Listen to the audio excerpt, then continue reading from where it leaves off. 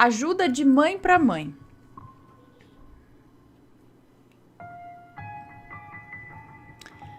Oi, Ana, tudo bem? Agora eu acho que é uma moça. É uma moça.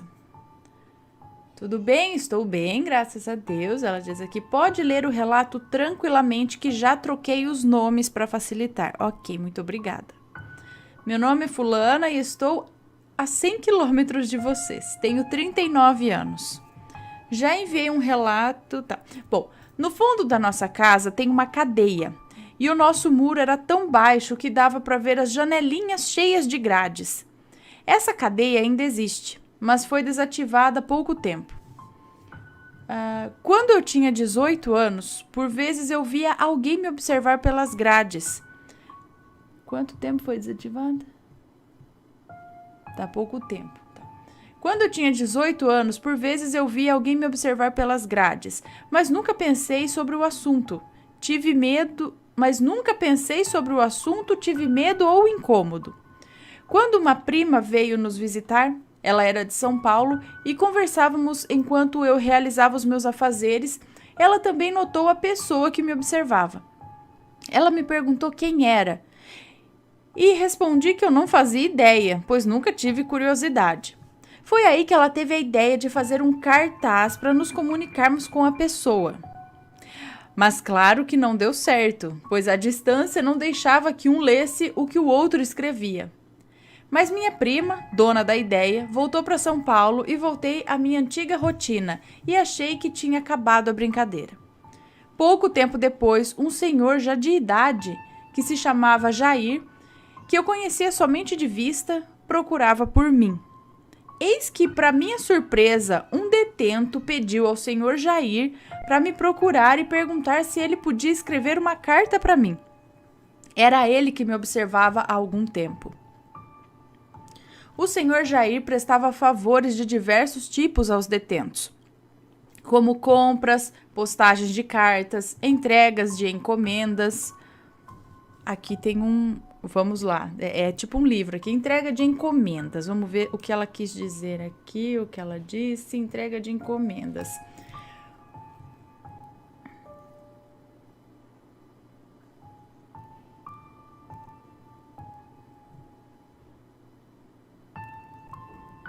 É que ela não falou ainda, mas ela diz aqui, ó, o Wildomar, assim como muitos presos, faziam muitos trabalhos manuais, como canetas personalizadas, tapetes de barbante, brinquedos e souvenirs, como barcos e caminhões de madeira, entre outros. Por isso, ele sempre tinha dinheiro para se manter na cadeia e pôde me... peraí, mas aqui ela tá dando spoiler já no início, então eu não vou ler. Vamos continuar lendo, depois eu leio essas coisas. Como compras, postagens de cartas, entregas de encomendas, etc. Eu disse que não haveria problema algum dele me escrever, mas não disse se responderia. E foi assim que ele me escreveu e contou a sua história. Seu nome era Ildomar, tinha 35 anos, estava preso havia 10 anos por envolvimento com furto e uso de drogas. Fora abandonado nas ruas pela mãe ainda na infância. Chegou na adolescência consumindo drogas e álcool como se fossem comida. O ingresso na vida do crime para ele foi quase que natural. Fiquei tocada pela vida difícil e contei à minha avó sobre o que estava acontecendo. Apesar de eu já ter 18 anos, eu sempre me aconselhava com ela. Ela, sempre muito espiritualizada, achou que não faria mal responder e levar uma palavra de esperança a um necessitado. Então resolvi responder.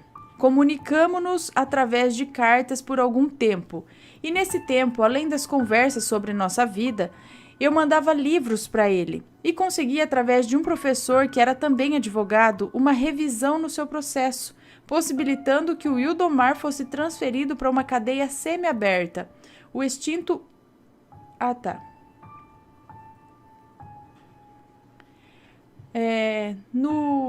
No IPA, aqui em Rio Preto, é isso?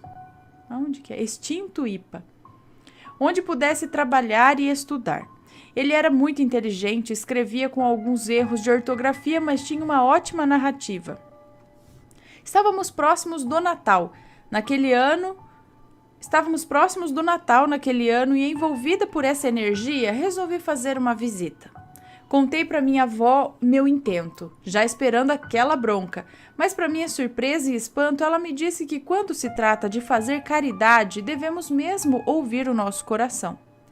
Mas, experiente e precavida, me deu um conselho que levo para a vida toda. Ela me disse que devemos entrar somente onde pudermos sair. Onde podemos sair. Ela me disse que devemos entrar somente onde podemos sair. Entrei na cadeia na véspera do Natal para conhecer o Wildomar e levei um susto. Ele era um homem lindo. Mas põe lindo nisso, Ana. Lindo. Uau. Alto, moreno, cabelos pretos e olhos verdes. Musculoso, dentes brancos e perfeitos, num sorriso aberto. Conversamos por horas, trocamos presentes e ele me perguntou se algum dia nós poderíamos ter mais que uma amizade. Naquela hora fui muito sincera com ele e me lembrei do conselho da minha avó: só entrar onde posso sair. E eu disse que não. Eu o achava muito bonito e um bom homem, apesar dos erros, porque todo mundo erra. Mas que meu sentimento por ele era puramente de amizade sincera. Era tudo o que eu podia oferecer a ele. Decepcionado, mas com resignação no olhar, ele disse que aceitava de bom grado a minha amizade e jamais me desrespeitaria, já que eu dera muito mais do que deram a ele durante toda a vida. E a amizade assim prosseguiu, até a transferência dele para o IPA, em São José do Rio Preto. Ele me escreveu e disse que havia colocado o meu nome na lista para visitas. Se algum dia eu quisesse ou pudesse ir, ele havia colocado meu nome na lista de visitas. Se algum dia eu quisesse ou pudesse ir. 1 ano depois, minhas cartas não tinham mais resposta. Fiquei preocupada, mas imaginei que ele estivesse sem tempo, pois ele estava trabalhando. Mas numa terça-feira à noite, voltando do trabalho, vi uma multidão fazendo uma muvuca.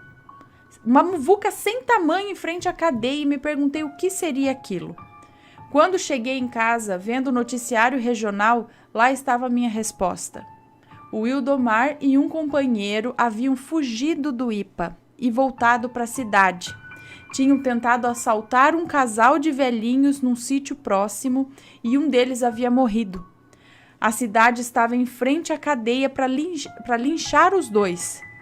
Caí imediatamente aos prantos. Algo martelava na minha mente. Por quê? E quando Wildomar quis retomar contato, disse ao senhor Jair que não dava mais. E quando Wildomar quis retomar contato, eu disse ao senhor Jair que não dava mais. Ele respeitou minha decisão e nunca mais me procurou. Algum tempo depois, soube através do noticiário que Wildomar havia fugido da cadeia novamente e fora assassinado juntamente com seu companheiro. Minha avó me disse para que rezasse muito por ele. Fiz o que ela me aconselhou e toquei a minha vida, adormecendo na memória tudo o que se passara. Passados 20 anos, eu estava em casa, quando uma lembrança insistia em vir à minha mente. Wildomar, onde estaria? Eu não tirava isso da cabeça. Eu sabia que ele já havia morrido.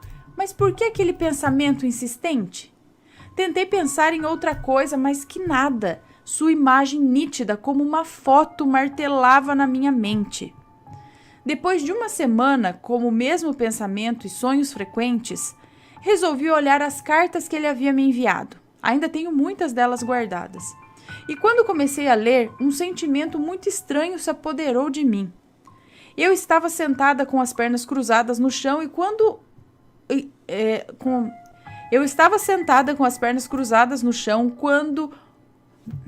Nossa, Ana, tá difícil, hein? Eu que tô lesa aqui hoje. Eu estava sentada com as pernas cruzadas no chão do quarto, olhando para as cartas. uma luz em forma de espiral veio descendo da cabeça até os pés e imediatamente me levou de volta a 1996. Eu ainda continuava no quarto, mas eu via todos os acontecimentos daquele ano passando na minha frente. Se isso por si só já era incrível, os acontecimentos a seguir foram de arrepiar. A partir desse dia, as coisas na minha casa começaram a explodir. Literalmente, Ana. Explodir? Começou quando meu filho pediu o cobertor dele para cochilar na minha cama. E quando liguei o interruptor do quarto dele, a lâmpada explodiu em 1000 pedaços pelo quarto. O estouro foi tão forte que pulei para trás e meu filho, que estava no outro quarto, também se assustou e gritou alto. Eu nunca tinha visto uma lâmpada se desfazer em pedaços. Ficou somente o soquete. Dia após dia foram explodindo todas as lâmpadas da minha casa. Todas. O eletricista que eu chamei quando os episódios começaram não tinha explicação para a situação. Ele também nunca tinha visto algo parecido. E só explodia a lâmpada. Não queimava os fios nem o forro.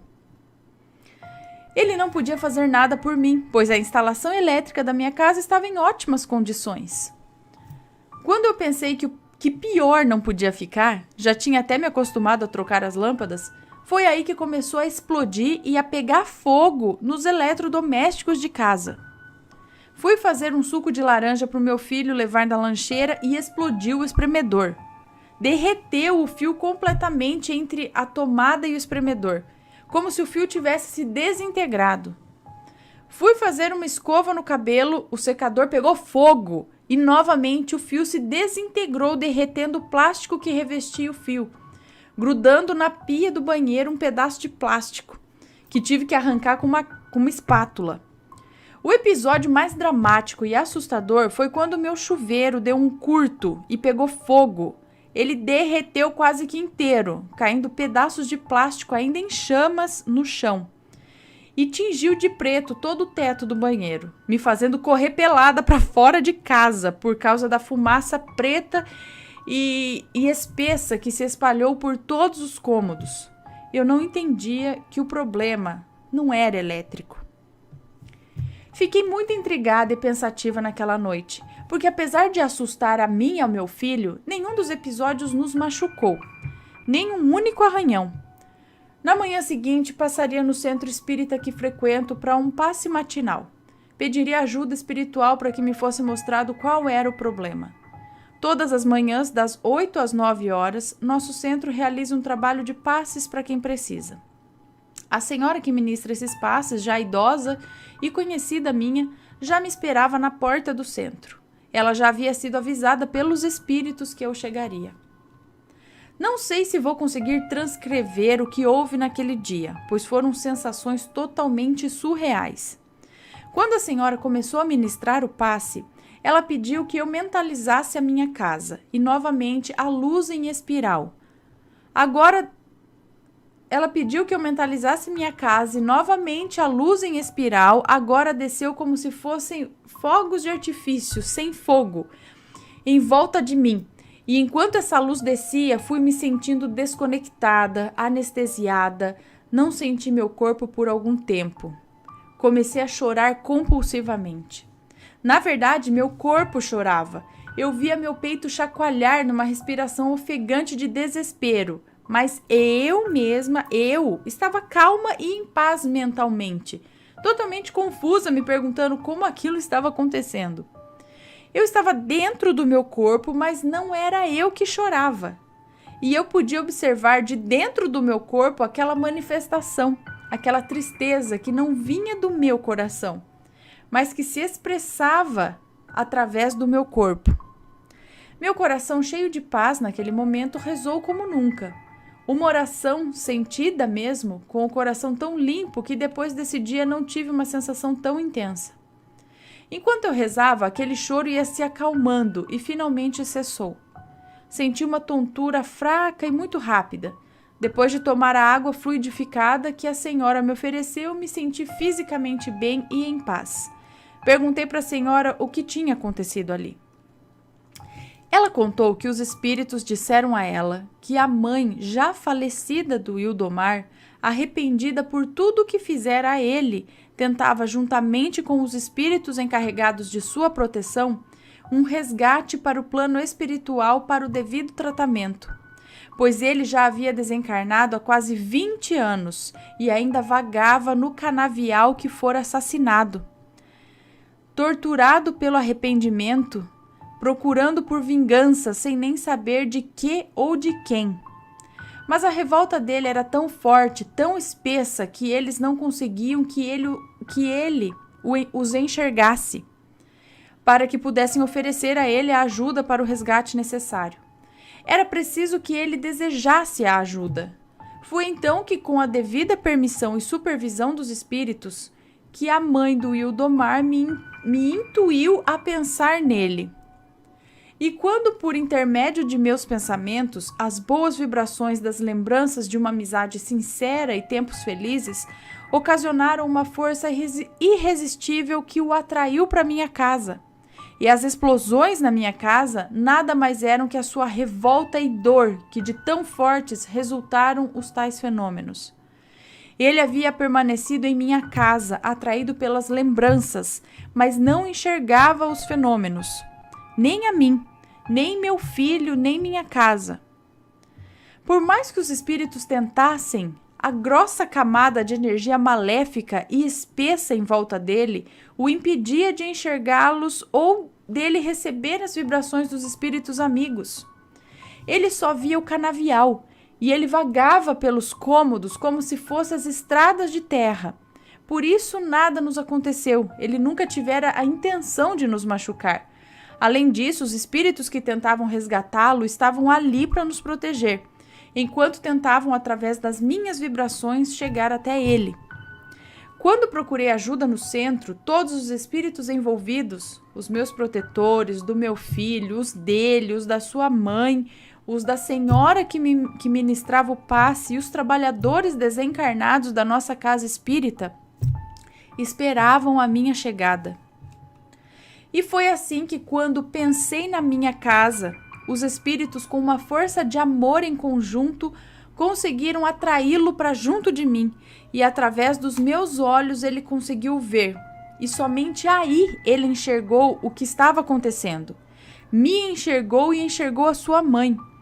O choro de desespero por saber que ele estava, mesmo que sem querer, me fazendo algum mal, e emoção por tantas almas querendo seu benefício. Mais tarde pude ver, através de uma visão ou sonho, não sei direito, ele me abraçou, me pediu perdão, agradeceu por tudo e me mostrou o que havia acontecido, o que ele queria de verdade na vida dele. Ele havia deixado em minha mente algumas respostas. Ele queria ter terminado de pagar a sua pena em paz, mudar de vida, conhecer outra realidade. Mas o companheiro fora colocando no coração dele ideias de revolta e ódio, influenciado por espíritos malignos, e ele não teve forças para resistir. E assim o companheiro entrou no IPA com droga e conseguiu convencer o Idomar a usar, se aproveitando de um momento de fraqueza dele. E aí fugiram e recomeçaram a reação em cadeia de drogas e assaltos.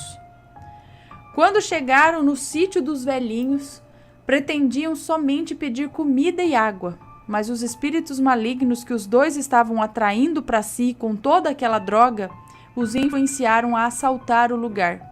E o marido foi tentar dizer a eles que não os fizessem mal, pois eram idosos, e com violência o companheiro do Idomar empurrou o pobre velho, que bateu a cabeça na calçada da casa, enquanto o Idomar procurava por coisas de valor. Loucos e drogados percorreram as imediações querendo mais drogas, e foi assim que a polícia os encontrou na tarde daquele mesmo dia. Ele fora resgatado pelos espíritos de luz e não tive mais notícias, mas sempre penso nele com carinho e envio vibrações de amor a ele. Observação. Aquele que eu estava lendo lá. O Wildomar, assim como muitos presos, fazia muitos trabalhos manuais, como canetas personalizadas, tapetes de barbante, brinquedos e souvenirs, como barcos e caminhões de madeira, entre outros. Por isso ele sempre tinha dinheiro para se manter na cadeia e pôde me presentear naquele Natal. pois o senhor Jair pegava as encomendas, ele executava e depois o senhor Jair fazia as entregas. 2. Em relação ao conselho da minha avó, ela quis dizer que não devemos ter relacionamentos com pessoas com tendências destrutivas ou que nos atraia para o mal, pois poderemos não ter forças suficientes para resistir à tentação. Por exemplo, um amigo íntimo que usa ou comercializa drogas pode nos influenciar a usar drogas ou nos colocar em situações bem complicadas. Nada tem a ver com cumprimentar uma pessoa nessas condições ou fazer a ela uma caridade. 3. Muvuca é bagunça, arruaça, confusão. 4. Os espíritos, Ana, ao contrário que as pessoas pensam, não entram no corpo das pessoas. Incorporam suas energias de modo a poder usar nossa energia de alguma forma. Para cura ou para doação de fluidos energéticos e, nesse caso, a energia da minha visão. Um grande abraço, adoro o canal de vocês, beijão. Eu em que...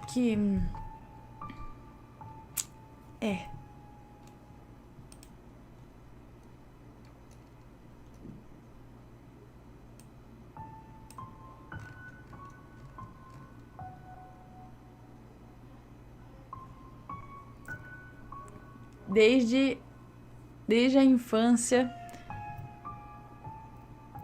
sofrendo, né? E aí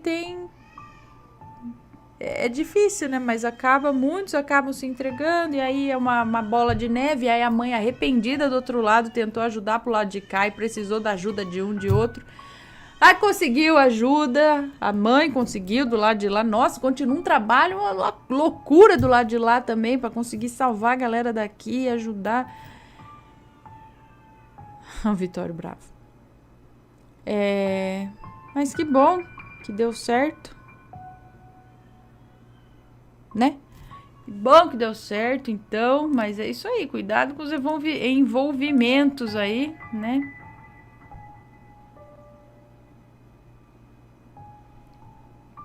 Ela, como mãe hoje, ajudou a mãe dele. Por isso, ajuda de mãe para mãe, né? Legal, galera. Deixem as suas opiniões sobre esse relato, tá? Fala aí pra mim.